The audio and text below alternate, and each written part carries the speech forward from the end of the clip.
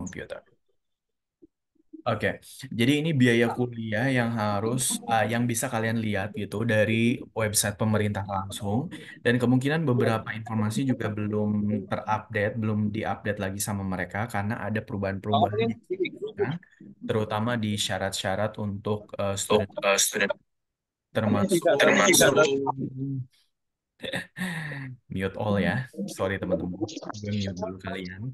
Kalau nanti kalian ada pertanyaan, Kak, tolong.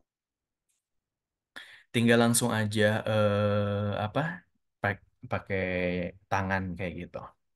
Oke, oke Mas Arif, kayaknya kuliah nursing kemahalan deh biaya kuliahnya. Kita lihat jurusan yang lain ya. Apa nih yang lagi high demand? Contohnya community service. Kita lagi-lagi mengacu dulu ke salah satu tempat di Western Australia. Kalau kalian pengen lihat seluruh Australia, kalian tinggal eh, kosongin aja. Tapi biar kita terbatas lagi jumlah jurusan yang muncul, itu kita specifically tuh pilih Western Australia. Nah, di Western Australia untuk community service ada 17 jenis jurusan. Lagi-lagi teman-teman, kalau misalnya kalian masih muda banget, baru lulusan SMA gitu, masih fresh graduate dari SMA, di bawah 25 tahun, itu masih possible banget untuk ngambil kuliah-kuliah murah seperti sertifikat 3 ataupun sertifikat 4, di mana biayanya juga cukup murah ya. Tapi kalau kalian udah di atas 25 tahun, itu kalian harus ngambil jurusan yang memang lebih mahal gitu, S1 ataupun S2.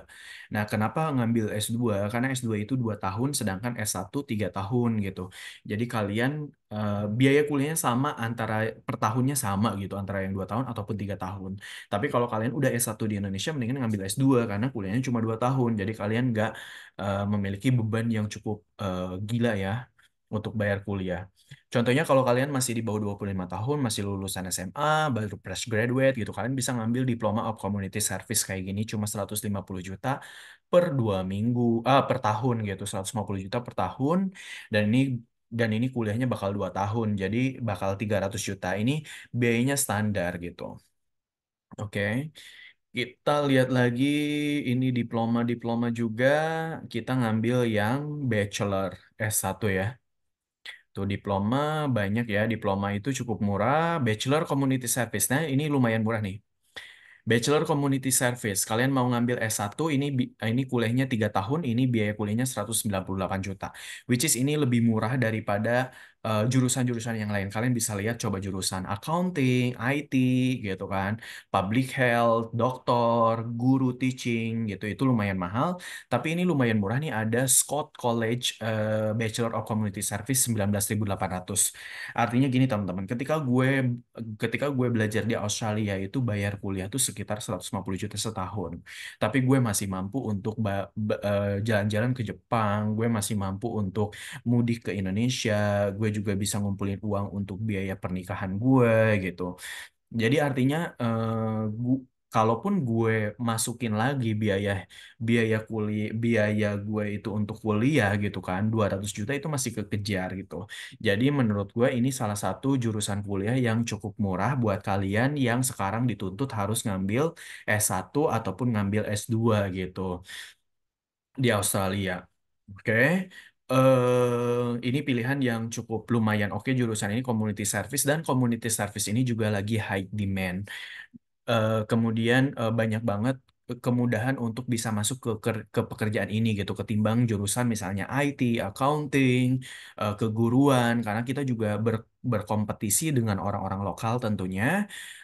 Sedangkan community service ini tuh jumlah orang tua di Australia kan meningkat banget nih, dan mereka butuh individual support atau seseorang yang mendukung aktivitas dia gitu menjalani masa tua mereka, ataupun orang-orang yang memiliki disabilities, kemudian cacat, keterbelakangan mental, atau memiliki keterbatasan-keterbatasan menjalani hidup gitu. Kalian bisa ngambil jurusan kuliah Bachelor of Community Service, dan tentu aja kalian juga bisa lebih mengelaborate atau menjelaskan kenapa kalian ngambil jurusan Bachelor of Community Service ini, karena sekarang banyak banget peluang-peluang di industri ini gitu. Mengingat banyak banget nih baby boomers atau orang-orang yang sudah tua sekarang dan mereka kemungkinan bakal membutuhkan tenaga ahli yang memiliki skill untuk mendampingi mereka menjalani masa tuanya. Jadi kamu bisa menjelaskan seperti itu gitu. Kemudian bagaimana sih kamu biar bisa masuk kepada jurusan-jurusan? Tentu aja CV kamu bakal dilihat juga sama mereka, sama pihak sekolah. Jadi sekolah itu nggak ada ujian masuk sekolah, tapi mereka bakal ngeliat atau nge-review apa saja yang kamu tulis, menjelaskan apa saja yang membuat mereka tuh oke, gue menerima lu sebagai mahasiswa gue gitu. Oke, gue ngeliat alasan-alasan lu kenapa ngambil jurusan ini dan akhirnya gue terima di sekolah gue gitu. Jadi mereka bakal ngeliat semua tulisan kamu, kenapa kamu ngambil jurusan itu, kemudian tentu aja akhirnya mereka juga ngelihat CV kita, apakah kita punya pengalaman di bidang itu gitu. Jadi kalau misalnya kamu mau masuk ke community service ini, mungkin tidak seminggu sekali kamu udah mulai aktif untuk membantu misalnya panti asuhan, panti jompo, jadi volunteer di aksi sosial masyarakat kayak gitu-gitu. Jadi nanti bisa kamu masukin ke dalam CV kamu atau ke dalam pengalaman kerja kamu atau ke dalam penjelasan-penjelasan di mana kamu nanti harus mengelaborate atau menjelaskan kenapa kamu ngambil kuliah tersebut gitu. Dan kalau kalian ngambil, gue nggak mau community service, gue nggak mau ngambil IT, gue mau ngambil accounting. Berarti kalian juga harus mampu nanti punya referensi atau pengalaman-pengalaman yang bisa mendukung, yang bisa meyakinkan pihak kampus agar menerima kamu untuk sekolah di situ gitu. Oke, kembali lagi kita tadi bahas dengan biaya, bukan biaya ya. Jadi syarat finansial untuk student visa ke Australia. Oke, jadi syaratnya itu kita harus punya, misalnya kamu sendirian nih 290 juta, ditambah berarti 198 juta. Wah, cukup ekspensif ya. Jadi sekitar 500 jutaan kamu harus siapkan di situ plus biaya travel 20 juta. Jadi harus ada 520 juta di tabungan tersebut. Jadi begitu kamu mau daftar ke kampus, oke, gue udah memastikan gue bakal ngambil kuliah di Stott College, for example ya. Gue udah yakin mau kuliah di sini gitu. Nah, berarti kamu harus siapin semua dokumen student visa itu dan ketika kamu mau mendaftar, udah lengkap semua dokumen kamu. Ketika kamu mendaftar, kamu juga udah dibantu sama agen pendidikan. Agen pendidikannya tadi, kalau gue pakai StudiNet, kalian juga bisa hubungin mereka, tapi mungkin mereka sibuk banget karena banyak banget yang menghubungi mereka dan gue yang rekomendasikan StudiNet ini tentunya gitu. Kemudian kalian juga bisa pakai Best Partner Education. Kebetulan bulan lalu mereka reach out gue, dia menghubungi gue, mau nggak lo saranin kita nih untuk student visa, ngurusin student visa gitu. Dan gue lihat review mereka juga bisa dipercaya. Akhirnya kalau misalnya lo minta rekomendasi gue untuk student visa, itu gue bakal rekomendasikan salah satunya ke Best Partner Education ini, dan mungkin akan ada fee-nya ya, karena student visa yang diurusin dari agen di luar Australia biasanya berbayar gitu, kisaran 8 sampai 10 juta mungkin. Bisa jadi mungkin 7 juta doang gitu. Tapi kalau misalnya lu pakai StudiNet, ini mereka gratis karena mereka bakal dapat bonus dari sekolahnya. Nah, kalau yang dari si Indonesia ini, gue nggak tahu apakah mereka juga dapat bonus dari kampusnya dan atau mereka juga dapat fee dari lo gitu, atau bisa mungkin kedua-duanya. Yang paling besar, yang paling terkenal salah satunya adalah IDP juga. Kalian bisa hubungin mereka gitu. Nah, ketika kalian oke, gue udah menentukan gue mau ngambil di Stott College, Western Australia. Harganya masih affordable. Karena kuliah si Arif aja 150 juta, ini nggak cukup mahal lah ya, 190 juta gitu, beda 40 juta gitu kan. Nah, lu hubungin si pendidikan lo, kasih semua dokumen lo ke sana. Oke, gue mau ngambil kuliah yang di sini ada 8 Juli atau 16 September 2024 gitu. Nah, misalnya lo mau daftar di bulan Juni. Oke, lo udah hubungin mereka dari sekarang. Oke, gue mau pengen daftarin. Bisa juga lo daftarin dari sekarang. Pokoknya 3 bulan sebelum perkuliahan dimulai itu kalian udah bisa mulai daftar. Nah, begitu semua dokumen lu lengkap semua, baru misalnya gue mau daftar, tentuin ya, gue mau daftar tanggal 1 Juni, for example. Berarti lu di tanggal sekitar, sekarang tanggal berapa sih? Sekarang udah 30 Mei. Gila aja. Astagfirullahaladzim, gue nggak pernah lihat kalender. Oke, jadi di sekarang 30 Juni gue udah mulai nih. Misalnya gue minjem ke paman gue, ke bibi gue, ke nenek gue, ke buyut gue, ke siapapun. Atau mungkin minta orang tua gadein mobil atau gadein sawah kayak gitu. Eh, Terserahlah apa yang mau kalian tempuh gitu. Yang pasti kalian harus ada uang terkumpul tadi 520 juta gitu kan. Atau kalau misalnya lu WHV, lu pinjem dulu. Gue cuma punya 350 juta nih, gue pinjem dulu dong. Ada 4 orang misalnya gitu, 50 juta, 50 juta, 50 juta, 50 juta gitu. Teman-teman lu WHV-an waktu kemarin gitu kan. Atau ada teman-teman lo yang memang pengusaha, mau nggak lo bantuin gue dulu gitu kan. Makanya kita harus jaga komunikasi dengan siapapun yang kemungkinan di masa depan itu bakal menguntungkan kita gitu. Dan itu pasti sekarang itu lagi krisis banget relationship ya, dan banyak banget apa permasalahan-permasalahan dari hutang pihutang ini.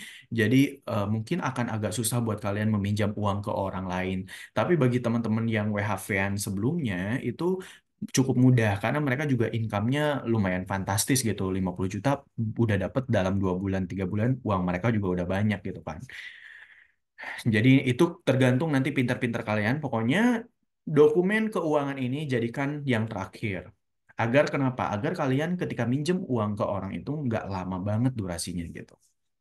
Nah, berarti kalian tadi harus punya 500 juta.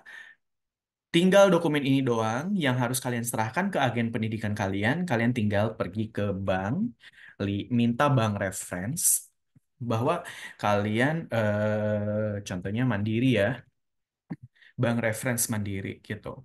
Jadi kalian bakal minta surat kayak gini yang berisi bahwa buku tabungan kalian atas nama kalian itu berisi uang senilai 550 juta katakan di situ. Dan surat ini ditujukan untuk eh, mau mengajukan student visa ke Australia gitu. Ada tulisannya di sini. Kalian bisa kalau misalnya bank itu nggak punya template-nya karena kalian mungkin di daerah terpencil gitu. Soalnya ada ipar gue dari Padang Panjang, ternyata di Bank BRI-nya dia nggak punya surat bank reference template-nya. Akhirnya dibikinkan. Nah, kalian kira-kira bikin template-nya tuh kayak gini gitu untuk membuat suratnya. Kata-katanya nanti mereka tinggal pasangin logo sama tanda tangan oleh si direktur bank tersebut gitu. Jadi kalian cukup, jadi uangnya itu nggak bakal kemana-mana. Uangnya tetap di tabungan kalian. Kalian tidak apa ya, tidak bakal kehilangan uang tersebut gitu. Dan nanti si pemerintah Australia bisa mengakses atau melihat kebenaran uang tersebut, sehingga sebelum granted visanya jangan dulu diambil, jangan dulu diapa-apain gitu. Dan lebih bagus lagi memang kita tuh memang udah punya duit dari awal gitu, udah mengendap cukup lama uang tersebut gitu kan. Katakan, oke untuk biaya kuliah ini tuh gue punya 150 juta. 150 juta tuh udah memang ada di tabunganmu udah lama gitu. Jadi begitu uang masuk tiba-tiba itu nggak mencurigakan. Karena ada aja misalnya saking ketatnya ya pemerintah Australia, ada aja misalnya kamu terkenal lah cek secara digital random kan ya, bisa aja nih diambil, dilihat, diselundupin, oh lu cuma punya 50 juta nih tanggal 25 Mei, kenapa pada saat 30 Mei lu tiba-tiba punya uang 500 juta gitu kan, 550 juta totalnya. Nah, ini cukup gak make sense. Nah, bisa jadi karena hal sepele seperti itu, visa kita juga di reject. Kayak gitu. Tapi kalian juga bisa menjelaskan lebih dalam kenapa kamu tiba-tiba punya uang segitu. Bisa jadi eh, itu transfer dari orang tuaku, atau kita baru jual tanah untuk alasan kuliah di Australia, kayak gitu. Gitu. Tapi mudah-mudahan nggak ada cek digital. Yang lebih parah lagi kalau misalnya kamu baru baru minta bank reference kayak gini, kemudian kamu tarik uangnya gitu kan. Kamu tarik lagi uangnya, dibalikin lagi ke orang yang kamu pinjam. Visa belum granted, kamu udah tarik. Nah, misalnya kamu terkenalah random check, itu bisa jadi kamu ditolak gara-gara itu gitu. Oke, jadi hati-hati banget karena pemerintah Australia sekarang lagi sensitif banget, lagi benar-benar menyaring orang-orang yang masuk ke negaranya. Dan mudah-mudahan ini cuma beberapa periode doang gitu. Eh, bisa jadi di next time bisa lebih mudah. Oke, dan dokumen-dokumen palsu yang kalian submit ataupun agen-agen bodong yang menipu kalian gitu, itu juga bisa membuat nama Indonesia makin makin minus ya dipercayanya oleh pemerintah Australia sehingga mereka bakal lebih dalam lagi dalam meneliti dokumen kamu. Ini yang membuat kita kesel. Kalau misalnya ada orang-orang atau oknum-oknum yang menipu orang Indonesia, membuat dokumen-dokumen palsu untuk kebutuhan visa, yang nantinya itu berdampak kepada kita juga yang mau benar-benar apply visa Australia gitu. Nah, seperti kasus-kasus sebelumnya yang sudah terjadi. Gitu, berarti kalian cuma butuh ini menjelang kalian daftar sekolah. Nah, kemudian ketika kalian sudah daftar sekolah, sama si Stott College ini tuh bakal direview semuanya. Oh, kamu udah punya duit, kamu juga udah punya asuransi tadi gitu kan. Kamu udah beli asuransi. Atau kalau kamu belum beli asuransi, nanti direkomendasikan ini kamu harus beli asuransi gitu kan. Mereka bakal lihat semuanya, transkrip nilai udah oke, syarat bahasa Inggris juga udah bagus gitu. Kemudian setelah itu mereka bakal meminta kita, meng-email kita untuk membayar biaya perkuliahan 6 bulan. Kalau misalnya ini sekolah swasta, berarti dia untuk bayar 3 bulan pertama. Kalau ini kampus negeri, ini harus bayar 6 bulan. Ini kayaknya kampus swasta, jadi kalian harus bayar 3 bulan pertama. Berarti 20 juta ini dibagi 4 kali pembayaran. Berarti sekitar berapa tuh? 5 jutaan. 50 jutaan. Berarti kalian bakal keluar uang 50 juta rupiah. Untuk bayar kuliah ini, kemudian bayar asuransi sekitar 12 juta. Jadi kita lihat tadi si biaya student visa. Oke, kita pertama dulu kalian boleh list berapa harganya. Kita dari IELTS dulu ya. IELTS price. IELTS price Jakarta. Oke.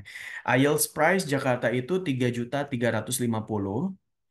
Oke, itu yang harus kalian siapkan. Jadi dokumen kalian ngumpulin paspor, kalian harus bikin paspor berarti paspor, KTP, KK, akta, transkrip nilai, ijazah, kalau ada perusahaan TDP, nomor TDP, tanda daftar perusahaan, NPWP, SKCK misalnya, atau SIUP usaha kalian kalau ada, atau usaha orang tua gitu, atau kalian tempat kerja kalian, apa perusahaannya kalian semua kumpulin. Kemudian payslip kalian, CV juga harus bikin kayak gitu.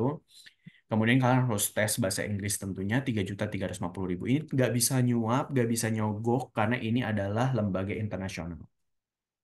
Oke, gue bakal stop recording dulu karena ini buat ke YouTube ya.